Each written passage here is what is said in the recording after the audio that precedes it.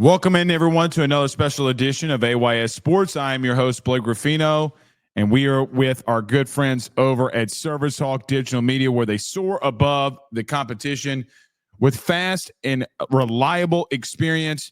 The expert marketing team for HVAC and electrical and generator pros. Get over to our good friends over at Service Hawk Digital Media. Need referrals, need your help with your website, with your business.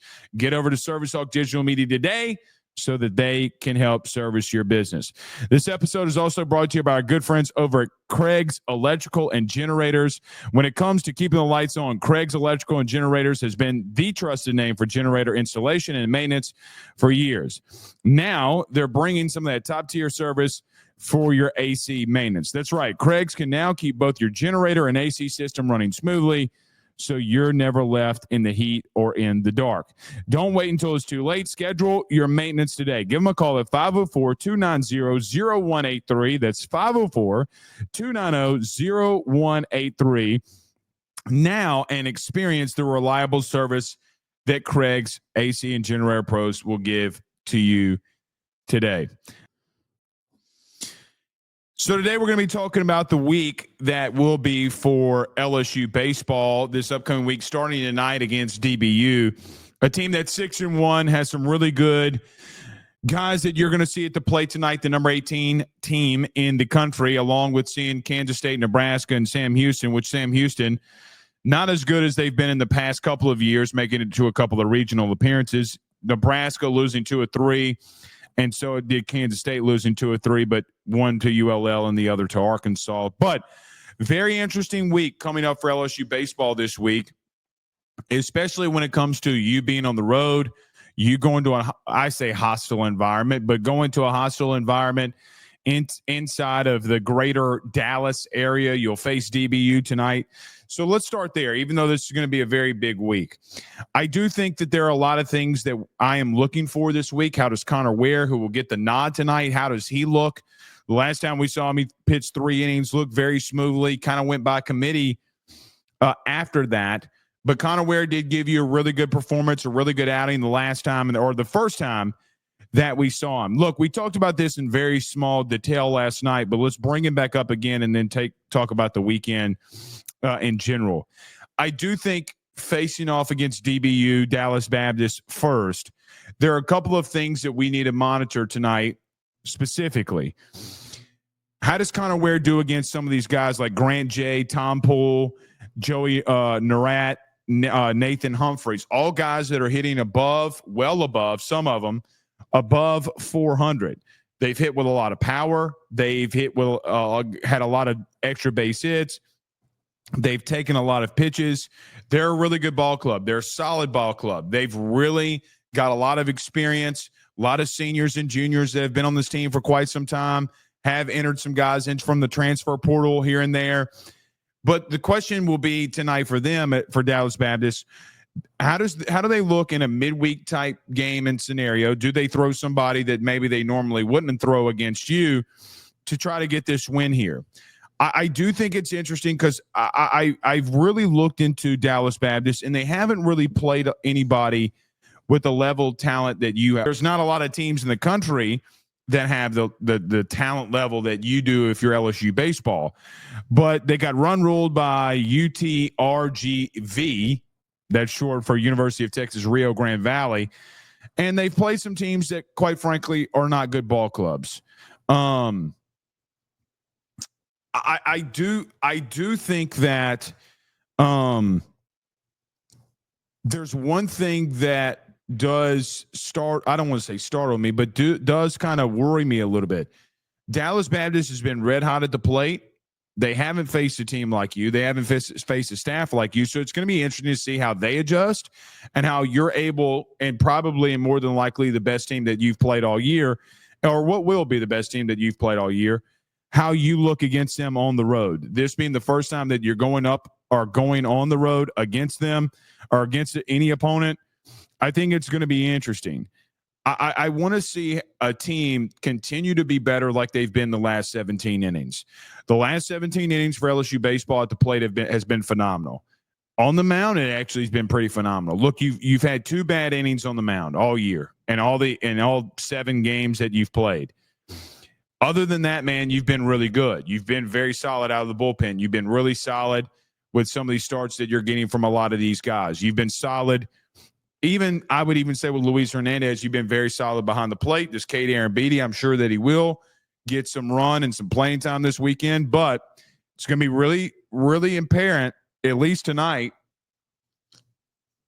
that you're really solid behind the plate. Dallas Baptist will take pitches, man. They walk a lot. They hit for a lot of contact, and they can hit for a lot of power.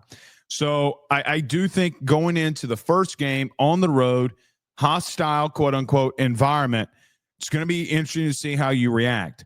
There is a familiar name for what it's worth that LSU fans won't see versus Dallas Baptist, but just just watching them, I forgot that Micah Bucknam, who was on your team, was at Dallas Baptist. He has 17 Ks through 2 games. You know what you saw from him when he was at LSU. You saw the level of inconsistency and consistency at times from him, but they've been relatively good on the mound too. Their bullpen has been very solid. They've had a lot of solid outings. This past weekend, they completely shut out SIU, Southern Illinois University, Edwardsville. They scored 35 runs. Not a team that's high quality, but they did exactly what you would expect a top 25 team to do. I think that this Dallas Baptist team, for what it's worth, is more than likely and apparently a lot of the same things and a lot of the same Dallas Baptist teams that you remember from the past. Very scrappy, veteran club, takes a lot of pitches, can hit for some power, going to get some extra base hits. It's going to be a tough opponent. Top 25 matchup, number 2 versus number 18 tonight in Arlington, Texas. One other thing that I would say going into this one, I do think that some of your leaders, and something that we have not discussed at great length, but a lot of your leaders at the plate have really stepped up. Bear Jones getting into a little bit of a groove. Stephen Milam also getting a little bit into a groove. And with their presence, there has definitely been a consistency when it comes to what you've been able to do with everybody else in your lineup. You scoring the amount of runs that you have with 2 outs has been a big deal these last 17 innings. Not leaving guys on base has been a very big deal, getting the big hits. And then also, we should talk about that being a part of Danny Dickinson. Danny Dickinson has come in and been Mr. Clutch for you so far early in the year. Bases, guys on base. He's been getting base hits, driving in runs.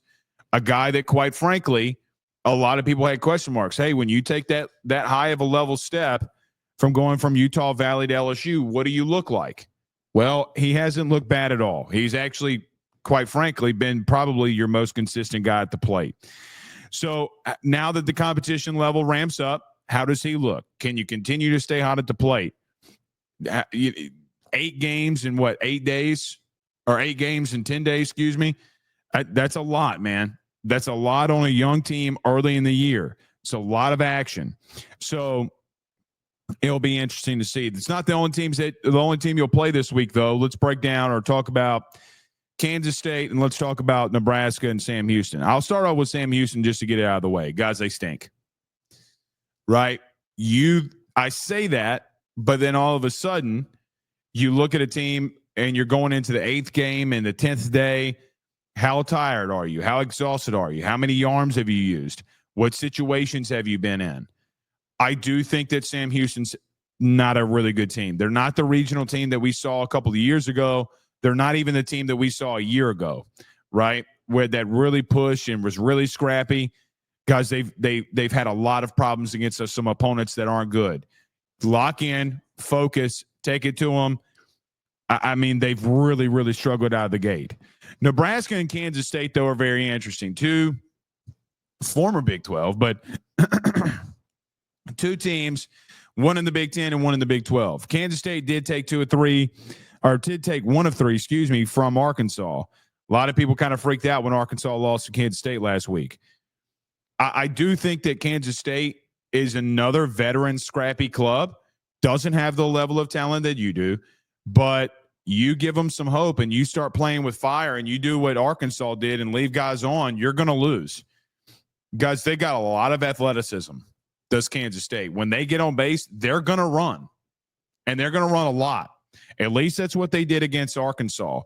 So keeping down the walks, keeping down the errors, going to be a big deal on Friday when you face off against Kansas State. Got speed, man, all over the place. What I thought was interesting about Kansas State this past weekend is just how many times that they came up clutch in clutch situations, even in these losses that they've had. These games being close, but they get a base hit when they absolutely desperately need it. And I think that it's something to monitor here when you look at a team like that. Friday night, look, they'll go up against one of the better pitchers in the SEC in Cade Anderson, and I think Cade can really take it to him this upcoming weekend, or this Friday. I say this upcoming weekend like it's not a couple of days away. I'm interested to see how long Cade Anderson can be spread out here, meaning he's gone 2 games where he's thrown 5 innings where he's looked really good. He tried to stretch it out to the 6th inning and kind of got away from him there last Friday night. How does he learn from that? How does he rebound from that is going to be a big question mark. Kansas State, for what it's worth, they are going to be very aggressive. At least they were this past weekend. They're not going to sit on their heels. They're not going to sit back. When they get runners on, they're going to be active on the base pass. So guys like, I think Luis Hernandez, who's been really solid behind the plate, you're going to have to need Luis to show up big. But listen, I know it's baseball, and what I'm about to say is a little bit just doesn't happen in baseball a lot. The goal here is to go 1 for 3 for me. Look, I don't know what game you would lose, and I don't know, like situations becoming upon themselves. Go 3-1. Now, I want you to win all of them. I think you have much more of the talent to win all of them. I don't think any of these teams are better than you. I don't think that they have the talent level that you do. But it's baseball. Go in there to go 3-1. You do that, you're off to a solid start. You have a good weekend. We'll have lots to talk about. Last team here being Nebraska. I do think that Nebraska is an interesting case. They do have a good Friday night guy. Did lose 2 of 3 to ULL this past weekend. I mean, look, man, they got some power. They got some guys that can hit a little bit. They just are very bad on the mound. You're going to have to be patient because they will walk you. And that definitely feeds into Jay's strategy of what he wants to do at the plate and what he tells his guys to do at the plate. Look, there's always a scenario in baseball where you can lose some of these games, right? There's always a scenario where you get into a little bit of a rut and you can't get out of it. We just saw you go through one, right? Like literally just saw you go through one. I think that I would not be shocked if you win all 4 of these. I wouldn't be shocked if you go 3-1. I have high hopes for this team. I have high hopes that you can do it. I've looked at these teams, and even in the bad that you've had in game 1 to game 2, I do not believe that these teams are that good. I think Omaha, as an example, I think Omaha would really give Kansas State and Nebraska a run for their money for what it's worth. That team put the ball in play a lot. They were very scrappy on the mound.